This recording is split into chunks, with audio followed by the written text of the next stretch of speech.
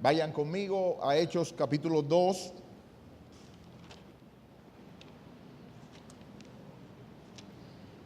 Libro de los Hechos, capítulo 2, versos 41 y 42. Se ha predicado, entre ellos el pastor Castillo predicó sobre esto. Sencillamente vamos a coger la definición que da el libro de la membresía, de lo que es la membresía de la iglesia local, y aplicarla en el libro de los Hechos. Libro de los Hechos, capítulo 2, versos 41 y 42. Así que los que recibieron su palabra fueron bautizados, y se añadieron aquel día como 3,000 personas, y perseveraban en la doctrina de los apóstoles, en la comunión unos con otros, en el partimiento del pan y en las oraciones. Dios bendiga su palabra. Oremos. Padre Celestial, nosotros venimos delante de ti, algunos en el desierto, otros en medio de las dificultades, otros en la alegría del gozo que tú das en sus corazones, y en todas ellas reconocemos que tú eres Dios, que tú nos hiciste, que nosotros no nos hicimos nosotros ni a nosotros mismos, que somos pueblo tuyo y ovejas de tu prado. Entramos delante de ti, oh Señor, en tu altar, y queremos que después de haberte alabado, tú mires lo más profundo de nuestros corazones, escudriñes por tu espíritu, nos des convicción en nuestro espíritu para poder, postrados delante de ti, reconocer la importancia de ser parte del cuerpo de Cristo, la iglesia que Él compró a precio de sangre. Ayúdanos, Señor, bendícenos, porque cada día más nuestra autosuficiencia y nuestra autonomía conspiran contra el deseo de que la iglesia de Cristo sea transformada, sea purificada y sea presentada delante de Cristo como una novia pura que no tiene de qué avergonzarse. Ayúdanos, Señor. Haznos ver por tu gracia y tu misericordia la necesidad de ser un miembro efectivo de la iglesia de Cristo y el destacamento aquí en Fundamento Bíblico para gloria tuya, Señor. En el nombre de Él te lo pedimos. Amén. El 31 de octubre, o sea, el día de Halloween, 8 personas murieron en Nueva York cuando el conductor de una camioneta atropelló a ciclistas y peatones y luego se estrelló contra un autobús escolar en un acto terrorista. Un uzbeno mató esas 8 personas, y entre ellas 5 de ellas eran argentinas. Lo que quiero destacar de esos 5 argentinos es que eran parte de un grupo de 10 argentinos que estudió en el Colegio Politécnico de Rosario, un pueblo, una sección de Argentina, y que dijeron entre ellos mismos cuando se graduaron: vamos a celebrar nuestros 30 años de graduados y vamos a hacerlo en Nueva York.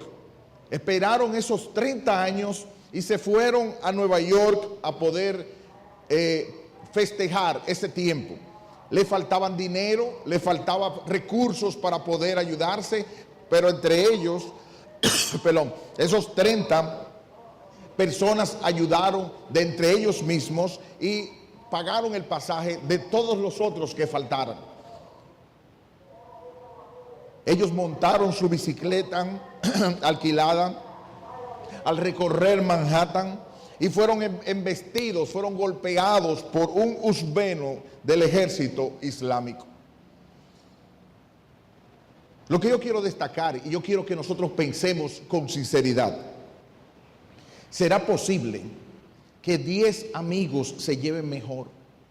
Que 10 amigos se paguen el viaje entre ellos, que sean más unidos que la iglesia de Cristo. ¿Será posible que se ayudaran los unos con los otros, que hubiese una relación entre el grupo, que hubiese una supervisión entre ellos, que hubiese una sumisión de unos frente a otros, para que el grupo se cuidara y pasara que ese sueño se pudiera cumplir de 30 años, reunirse en Nueva York, solo para que se convirtiese en la tumba de algunos de ellos. ¿Será que esa relación era más unida? Y se hallan en el mundo muchísimas relaciones así. Sin embargo, en la iglesia de Cristo, que es el fundamento, específicamente fundamento bíblico, no puede existir una membresía parecida a esa. ¿Ha fracasado el ideal cristiano? En ninguna manera. Sea Dios veraz y todo hombre mentiroso. Aunque nos pareciese así, la verdadera iglesia de Cristo, local y universal, está unida por los lazos del Espíritu Santo y son los lazos más unidos que 10 amigos. Y aunque para nosotros pareciese así, la realidad según Dios no reemplazará nunca las apariencias según la carne. En mensajes anteriores nosotros vimos lo que significa ser una iglesia local. Y en Mateo capítulo 16, Cristo fundó la iglesia sobre la declaración de Pedro, de que tú eres Pedro y sobre esa iglesia, sobre esta roca que es Cristo, edificaré mi iglesia. Dando a entender a los miembros y a los discípulos a supervisar y estimularse unos a otros.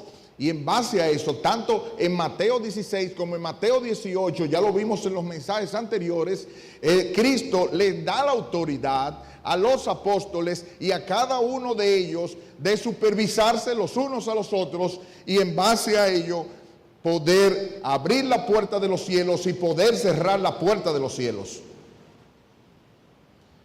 Y en base a eso, nosotros también vimos cómo en Hebreos 10, 23, 24 y 25, donde se habló de estimularse los unos a los otros, de ayudarse los unos a los otros, al amor y a las buenas obras. La iglesia local es la definición entre un cristiano y otro, es la ayuda donde se puede hacer.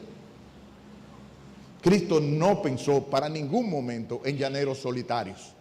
Cristo no pensó para ningún momento que tan pronto una persona aceptara a Cristo, que me dejen tranquilo, que yo voy a vivir mi vida, que yo tengo mi boleto para el cielo y ya todo tranquilo. No, eso no fue lo que Cristo hizo y no funciona, no funciona. De hecho, el ejemplo de muchos de nosotros, entre el seno, estrellados entre la vida, lo que está indicando precisamente no es que me le está yendo mal, es que sencillamente se están desbaratando por estar lejos de la iglesia local. Entonces, Jonathan Leeman hace de la iglesia y dice, si no hubiera ninguna diferencia existente entre un miembro y otro de otra iglesia, entonces tendríamos que decir que la iglesia local no existe. Sería como la de mi esposa y la relación con otras mujeres. Lógico, con mi esposa yo tengo una relación de alguna forma y no la tengo de esa misma forma con otras mujeres. Es eso lo que está llamando la iglesia local. Un grupo de cristianos. Se definió la iglesia en base a la membresía de la iglesia de Jonathan Leeman, un grupo de cristianos que se reúne regularmente en el nombre de Jesús para confirmar y supervisar oficialmente la membresía mutua en Jesucristo y en su reino a través de la predicación del Evangelio y la práctica de los sacramentos, el bautismo y la Santa Cena. Hoy se va a celebrar Santa Cena. Y yo miro con horror cómo personas de entre ustedes toman en nada la Santa Cena, el punto donde nos hace más unidos según Dios. ¿Y cómo es posible que en medio de nosotros el círculo sea así cuando Cristo es eso lo que diseñó para que fuera la iglesia local? Es que yo no me encuentro preparado para tomar la Santa Cena. Pero usted tiene según lo que mi cálculo da, cerca de 6 horas para prepararse para Santa Cena. Es que yo estoy muy cansado. ¿No será pecado? Porque decimos con una cosa lo que está pasando y a veces es la superficie de un problema mayor que está dentro. Es que yo siempre estoy muy ocupado. Mañana tengo clase, es feriado mañana. Es que, como decía un amigo, Arelis y yo lo conocemos, tenía un compromiso. Un compromiso. El día del Señor, 1 de cada 7, que era dedicado exclusivamente para Él. No, porque yo tenía un compromiso. ¿Qué compromiso tan grande es? Que desechas la cena del Señor, desechas la congregación del Señor, desechas lo que Cristo ha diseñado para tu crecimiento y edificación, sencillamente porque tienes un compromiso. No, es injustificable. Tu pecado, tu deserción, tu poca estima de lo que significa la gracia y la gloria de Cristo, dan náuseas. Aquí yo te pregunto, ¿es tu sentido de la iglesia local? ¿Estás tú involucrado y comprometido en ser más que un mero espectador? Cuando nosotros íbamos a la serie mundial, nosotros veíamos y algunos tomábamos partido, uno por Houston y otro por Dodgers. Ganó Houston y ya todos estábamos celebrando y analizamos lo que el manager hizo y que debió haber hecho y lo que este hizo y lo que este dejó de hacer. En la iglesia, Cristo no diseñó para que fuese eso. Ustedes no son, en el caso de todito nosotros, no somos simples espectadores. Si pudiéramos decirlo, todos estamos metidos en el juego y la pelota está pasando por nuestro lado. Entonces, ¿es solo tu visita para criticar o evaluar la manera de un partido de béisbol lo que se hace aquí? ¿O eres uno de los involucrados en exhortarnos, como dice Hebreos 10, 24, 25, y estimularnos unos a otros al amor y a las buenas obras? Escucha el llamado de Cristo, hermano. Escucha el llamado de Cristo a involucrarte como parte de su cuerpo, como hemos predicado. Escucha otra vez el mensaje que predicó aquí el hermano Omar, hablando de lo que somos los órganos como parte del cuerpo de Cristo, a desarrollar nuestros dones y talentos para el desarrollo del cuerpo. Aquí hay hermanos llorando que tú no escuchas su grito por necesidad de exhortación. Aquí hay hermanos que tú no escuchas su grito necesitado que la gracia destruya su autonomía y su autosuficiencia. Aquí hay hermanos, y por eso leímos el pasaje de Primera de Corintios, de Primera de Tesalonicenses 5:4, que están ociosos y que necesitan desesperadamente que tú los estimules. Aquí hay hermanos caídos, que cayeron en pecado, que cayeron algunos en pecados graves, en otros en pecado con pecado al Señor, que se sienten inservibles, que se sienten alejados y que necesitan el estímulo. Pero necesitado estoy yo. Pero que la Biblia nos llama, que precisamente en base a eso, nosotros frotándonos unos a otros y ayudándonos unos a otros, es como podemos echar hacia adelante. Escucha el llamado de Cristo, hermano. Escucha su espíritu, que te cela. Como alguien dijo, la fría ortodoxia nunca podrá reemplazar una relación cálida y vital con Dios. Hay algunos que tienen demasiado, que tienen en la cabeza y pueden decir hasta la confesión, pueden decir cualquier tipo de los catecismos, pueden dar cualquiera de las historias, pueden decir cualquiera de las cosas de la iglesia, pueden analizar y dar una estructura extraordinaria de lo que está diciendo y se están pudriendo por dentro espiritualmente. Esos necesitan desesperadamente que tú vayas a su corazón, Pero eso es deber de los pastores. Sí, pero según leímos en 1 de Tesalonicenses 5, 14 y adelante, no se refería solamente a los pastores.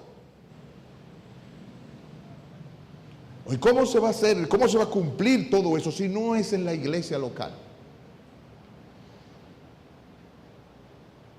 El que tiene a Cristo por esposo tiene que amar a su esposa, a la iglesia, porque es parte de ella.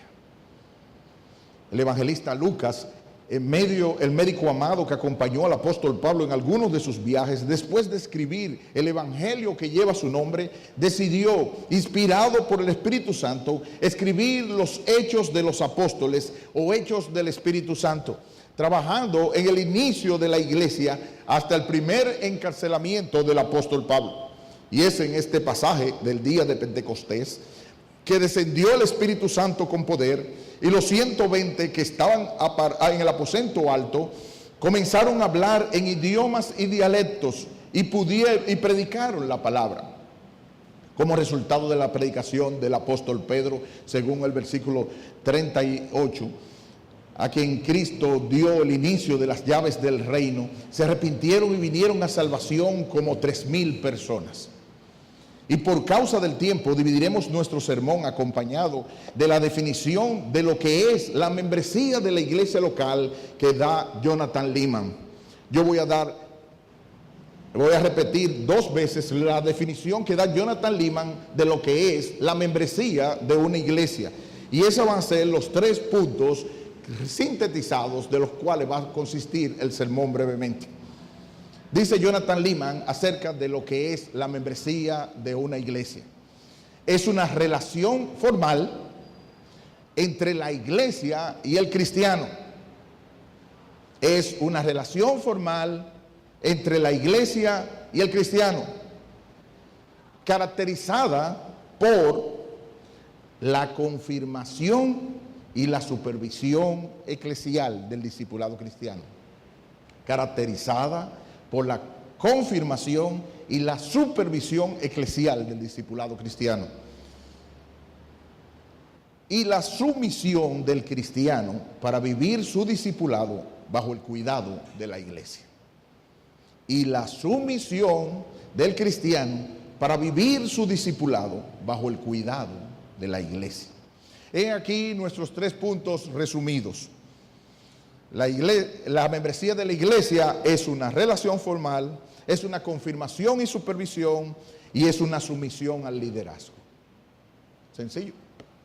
Relación formal, confirmación y supervisión, y sumisión. Lo vamos a ver en el pasaje de hoy. Como Spurgeon dice, el nuevo nacimiento nos ha precisamente calificado para el contentamiento con el mundo. Desde que se produjo el nuevo nacimiento, como se mencionó en primer lugar, hay una relación formal. Cuando hablamos de una relación formal, lo que estamos diciendo es, en sinónimos, es una relación seria, responsable y cumplidora. 3 cosas: seria, responsable y cumplidora. ¿Y dónde lo vemos en el pasaje de hoy? Versículo 41.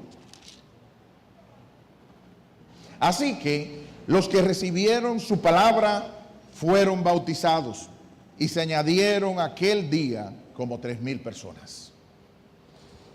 ¿Dónde podemos ver que hay una relación formal? ¿Dónde podemos ver que hay una relación seria, responsable y cumplidora entre personas que han aceptado a Cristo?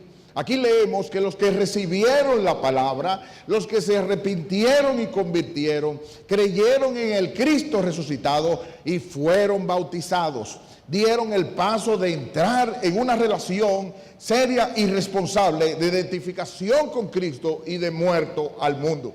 Eso es lo que significa el bautismo. Si nosotros vamos a Romanos capítulo 6, versículo 3 al 4, ¿qué es lo que una persona está haciendo cuando se bautiza? Está diciendo, versículos 3 y 4, ¿no sabéis que todos los que hemos sido bautizados en Cristo Jesús, hemos sido bautizados en su muerte? Porque somos sepultados juntamente con Cristo para muerte por el bautismo, a fin de que como Cristo resucitó de los muertos por la gloria del Padre, así también nosotros andemos en vida nueva. En resumen, lo que ese pasaje quiere decir, que cuando esas personas se bautizaron, indicaron que se habían identificado con Cristo de tal manera que están sepultados para el mundo, están crucificados para el mundo. Ni el mundo tiene que ver nada con nosotros, ni nosotros con el mundo en cuanto a sus valores, en cuanto a sus deseos, ni en cuanto a sus metas. ¿Y es eso lo que está pasando contigo? Cuando cada vez nosotros vemos que más y más personas, sin ningún tipo de información, dejan de venir a la iglesia local y lo que hacen es que fue porque yo estoy estudiando en la universidad, o yo estoy haciendo tal curso, o yo estoy con la carita lo más fresca. Y uno dice, mira, ese no ha entendido qué es identificarse con Cristo. No estamos en contra de aspiraciones, no estamos en contra de metas, no estamos en contra de cursos, pero de ahí a una situación de sinvergüencería es otra muy grande con el Rey y Salvador que te rescató. Como dice MacArthur, todos los cristianos al depositar su fe para salvación en Él han sido sumergidos en la persona de Cristo en un sentido espiritual, es decir, están unidos y identificados con Él. Con Cristo estoy juntamente crucificado y no vivo ya yo, sino Cristo en mí. Y lo que ahora vivo en la carne, lo vivo en la fe del Hijo de Dios, el cual me amó y se entregó a sí mismo por mí. Y esos que fueron bautizados fueron añadidos a los 3,000. Se añadieron. Fueron añadidos. Está en pasivo aoristo para los que estudian. ¿Qué quiere decir eso? Que el hecho que ocurrió, fueron unidos por Cristo, pero a la vez ese hecho que se hizo se quedó registrado y se quedó para siempre. Sus efectos quedaron así para esas personas. Esas personas quedaron marcadas y nosotros al leer la historia de la iglesia, al leer el libro de los Hechos, al leer los diversos tipos de epístolas, nos damos cuenta que son personas que están marcadas por la continuidad del hecho.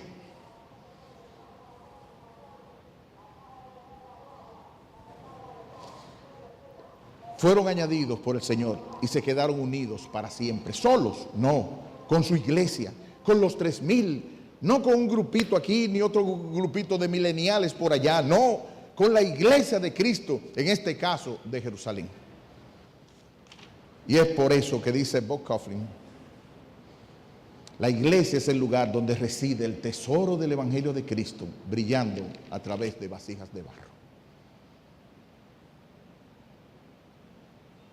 ¿Cuándo vas a entender que para tú ser completo, para tú tener sentido, para tú seguir avanzando y para tú parecerte a Cristo, necesitas la iglesia, fundamento bíblico? De esos caras de ogro, sí, de esos caras de ogro, pero también de los otros, y de los otros, y de los otros, y de los otros.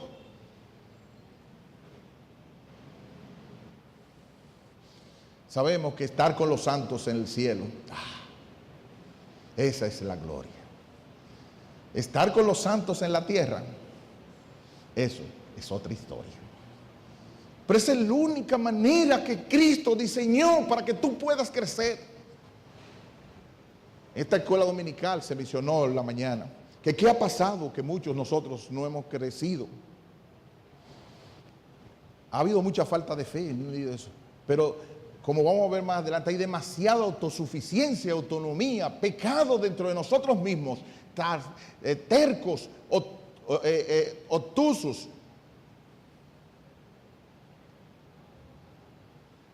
Que el posmodernismo nos ha infectado de tal manera que creemos que vamos a conseguir más de lo que usted quiera y que nuestros problemas se van a resolver fuera de la iglesia, fundamento bíblico. Error.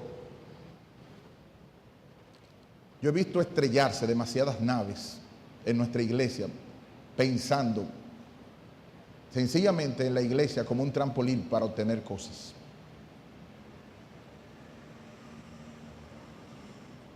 Cuando no sabes que solamente el Evangelio, Cristo transformando nuestra vida, el carácter, es lo único que va a poder echar hacia adelante. Mientras sigamos con la política del bulto, allante y movimiento, nos engañaremos nosotros mismos. Pero lo que el hombre siembra, eso también cosechará. Y el camino hacia la Canaán celestial tiene que ver por el valle de la humillación. Pero no nos gusta que nos llamen la atención. No nos gusta que nos digan, estás en esta área espiritual que necesitas trabajar. ¿Cómo se va a poder estimular a los ociosos? ¿Cómo se va a ayudar a los débiles? ¿Cómo se va a ayudar a las otras personas? Según leímos en 1 Corintios 5, si cada quien, no me juzgues, y nada, no tiene que ver nada conmigo, y que si ok, no se metan conmigo.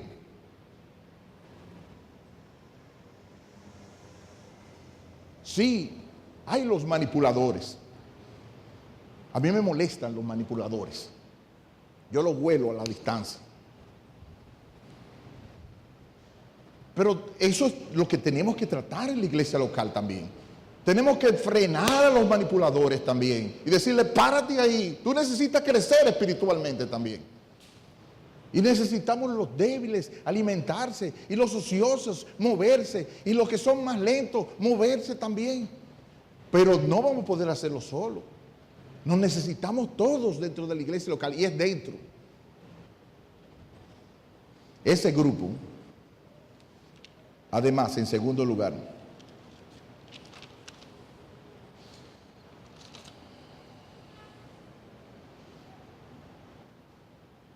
lo que caracterizaba a ese grupo era de la membresía, confirmación y supervisión mutuas.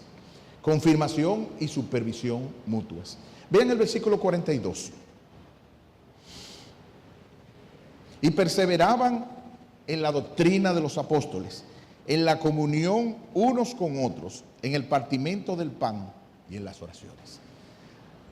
Versículo 42. Ponle un zoom a la palabra perseveraban. Proscartereo.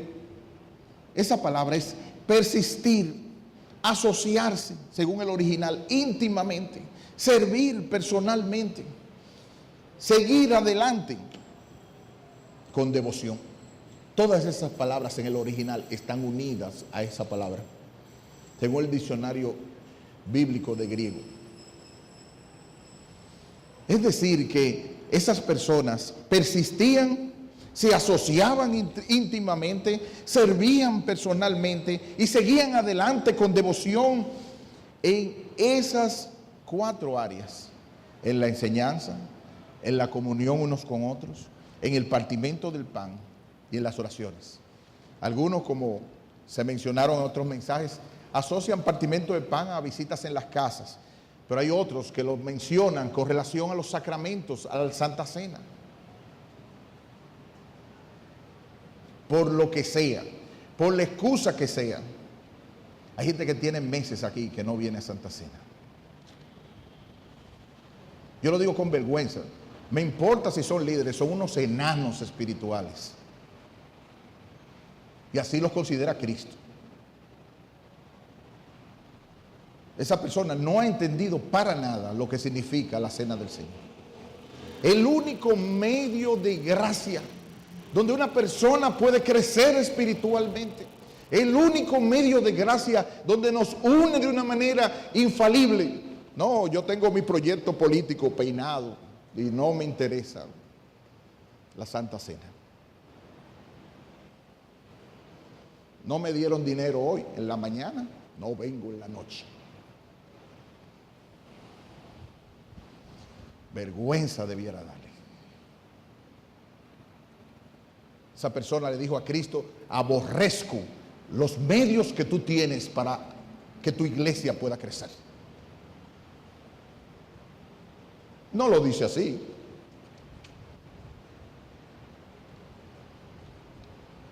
perseveraban, persistían, se asociaban, servían personalmente y seguían adelante la consideración. Esas personas no estaban intentando allantar a los pastores. Esas personas no estaban intentando parecer que eran cristianos. Esas personas que recibieron la palabra, se bautizaron, se comprometieron y persistieron en que la iglesia los confirmara como cristianos. Y ellos a la vez también confirmaban a los otros como cristianos. Y esas personas se supervisaban espiritualmente. No como las brujas de Salem, con una inquisición para tratar de hacerle daño a las otras personas. Aunque existe el peligro de que haya personas que quieran inquirirse en jueces y supervisores de otras personas. En todos los siglos lo hay. Pero eso no quiere decir que el deber de preocuparnos los unos por los otros no debiera ser.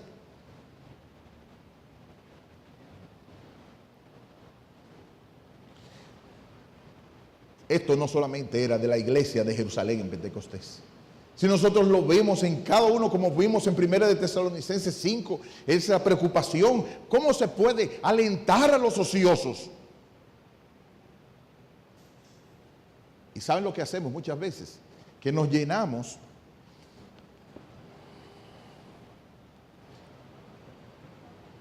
de autosuficiencia y autonomía. Y pensamos que la iglesia es un museo de santos. Y como yo tengo problemas, no me voy a acercar, no quiero que se metan conmigo. O, hay lo peor todavía. Hay un grupo de hermanos. Había una película que se llamaba Perdidos en el Espacio. Y lo peor, que era dentro de la iglesia. Podían haberse acercado sencillamente a beber un sorbo del agua. Acercarse a algún hermano y decir, tengo problemas, tengo frialdad espiritual, mi hermano. Debimos haberlo visto otros, pero ayúdame. Ah, no. Y tristemente, vemos esas personas estrelladas en algunos tipos de problemas que después tienen sus consecuencias. Porque de Dios nadie se burla. No es parecer cristianos que estamos aquí. Esto es un hospital donde tenemos que sanarnos unos a otros. Yo tengo pecados y tengo áreas donde necesito trabajar. Y tú tienes pecados y tienes áreas donde necesitas trabajar. Pero para eso hay que ver comunicación. Para eso tenemos que ayudarnos unos a otros. Para eso tiene que aparecer lo que dice 1 Tesalonicenses 5. Alentar a los ociosos, animar a los débiles. Ser pacientes con todos. Estas personas perseveraban en la enseñanza. La doctrina de la vida diaria. Muchos, como dice Spurgeon, comentando sobre el pasaje de la escuela dominical de hoy, han pasado años. Y tú le preguntarías, ¿cuántos años tú tienes en el Señor? Oh, yo tengo 30 años. Pero si tú le pudieras ver por lo que han aprendido de la palabra de Dios, por lo que han sido discipulados, por lo que han estado creciendo en la gracia, añadiendo a cada uno, abundando en cada uno de esas gracias. Esas personas, como Hebreos capítulo 5, le diríamos lo mismo, están enanos espirituales. En Hebreos capítulo 5, el autor quería que ellos entendieran algún punto. Y que crecieran en explicarle algún punto importante.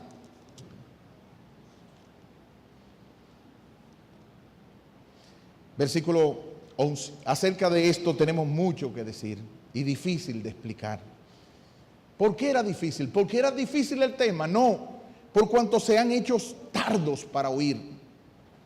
Porque debiendo ser ya maestros, después de tanto tiempo, tenéis necesidad de que se les vuelva a enseñar cuáles son los primeros rudimentos. Esa palabra es la letra del abecedario, del ábaco, de las palabras de Dios. Y habéis llegado a ser tales que tenéis necesidad de leche y no de alimento sólido. Qué tristeza. Un hermano que tiene 10 y 20 años y ni siquiera ha crecido para asimilar fundamentos de la fe cristiana. ¿Y qué enano es ese? Hay personas aquí que tienen menos tiempo, tienen 2 semanas, tienen 3 meses y tienen 1 año y ya se sabe fundamento asimilado.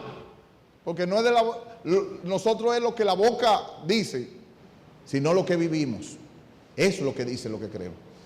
Esas personas estaban en comunión unos con otros, no se desconectaban. No se desconectaban.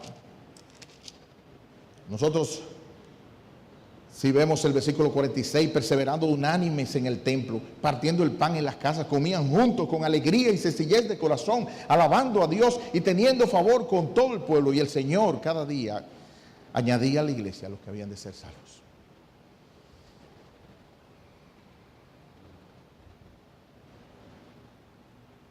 Yo no tengo ni tiempo de mí mismo, entonces hay un problema entre ti y Dios. Porque Dios que diseñó el tiempo tuyo, y Dios que diseñó la iglesia como parte tuya, y Dios que diseñó tu manera de crecer espiritualmente de forma tuya, lo que va a pasar es que como Ageo, acumuláis mucho y yo lo desapareceré como soplo. Cargáis mucho y retenéis poco. Yo lo disiparé como soplo.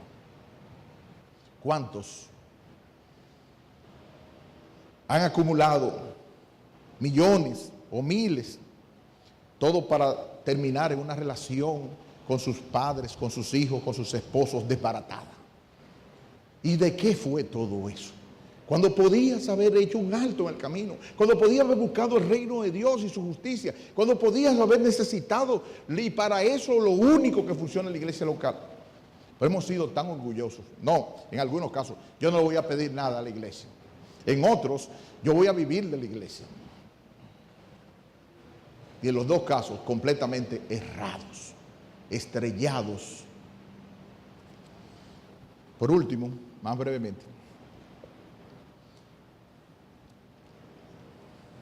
era una relación formal, era confirmación y supervisión unos a otros. Y por último, era una sumisión al liderazgo de pastores y diáconos. Dice que ellos, versículo 42, perseveraban en la doctrina de los apóstoles.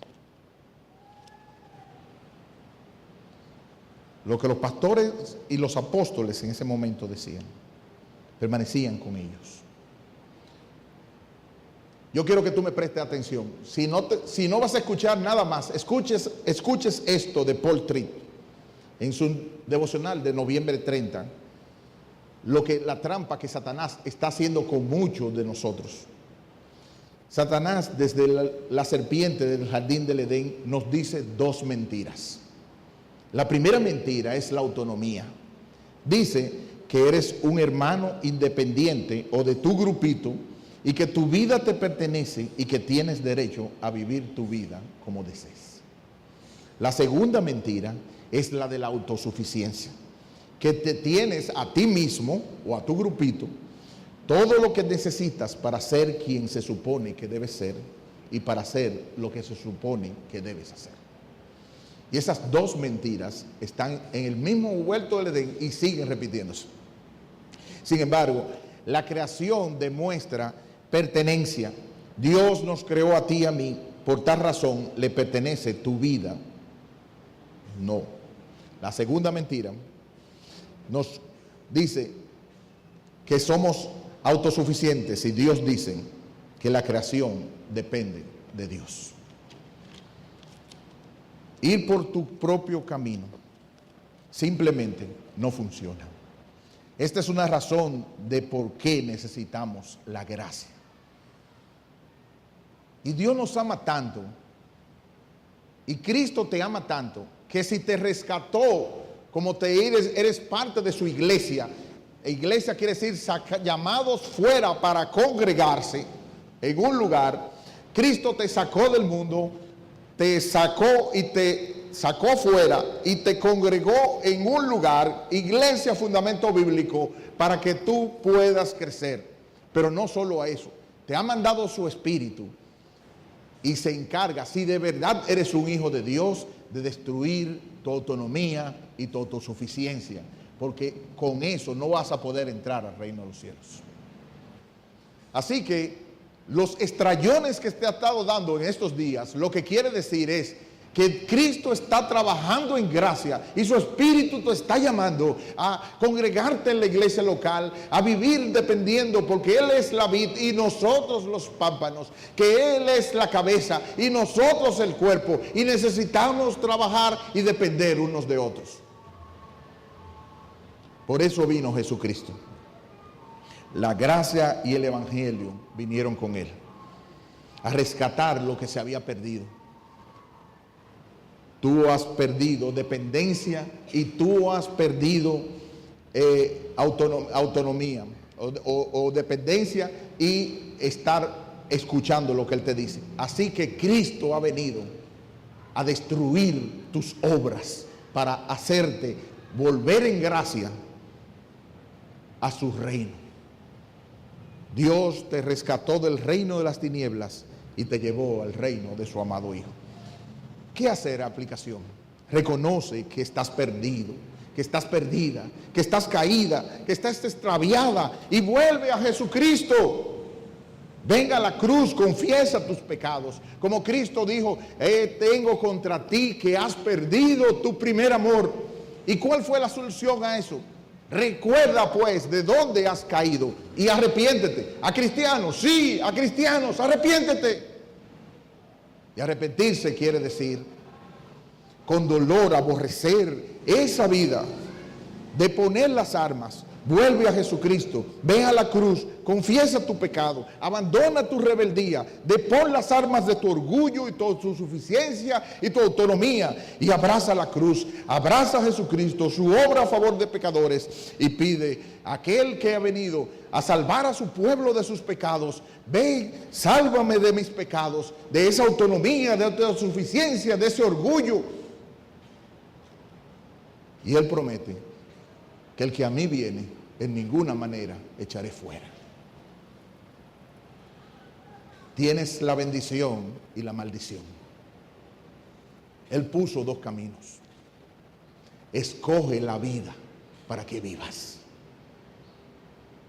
Cristo diseñó la iglesia y la membresía como la única forma de poder crecer y desarrollarse. La única forma. Y Cristo está llamando a pecadores, a hijos de cristianos que están aquí esta noche, esta mañana, necesitados de Él, desesperadamente.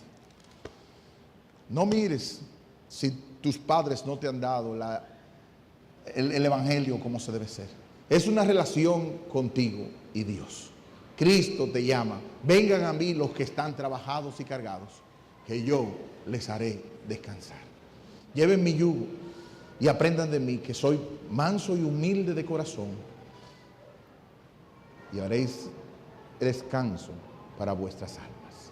Que el Señor tenga misericordia de ti y que te haga, al confesar tu pecado o confesarlo después con otro hermano, venir a la Santa Cena con arrepentimiento y fe, con gozo, reconociendo que es el lugar donde la membresía local se encuentra de una manera más unida. Que el Señor nos bendiga. Padre, perdónanos, Señor. La adoración congregacional es un recuerdo, un llamado que tú nos haces a deponer nuestra autonomía y autosuficiencia y acercarnos a depender de ti y de tu gracia. Gracias por Jesucristo, el mejor regalo. Gracias porque, siendo aún pecadores, Cristo murió por nosotros y nos ofrece salvación y vida eterna, y nos ofrece lavarnos y librarnos de nuestros pecados, y nos ofrece volver a la cruz en gracia y arrepentimiento. Gracias, Señor. Ayúdanos, nos falta mucho por crecer. Esas gracias que se hablaron esta mañana, necesitamos desarrollarlas para no estar ociosos ni sin fruto, para tener amplia entrada y tratar de nunca caer para la gloria y la honra tuya. No podemos en nuestros propios méritos. Lo hacemos en nombre de aquel, el Cordero, al que está sentado en el trono y al Cordero sea la gloria, la honra y la alabanza por siempre. Amén.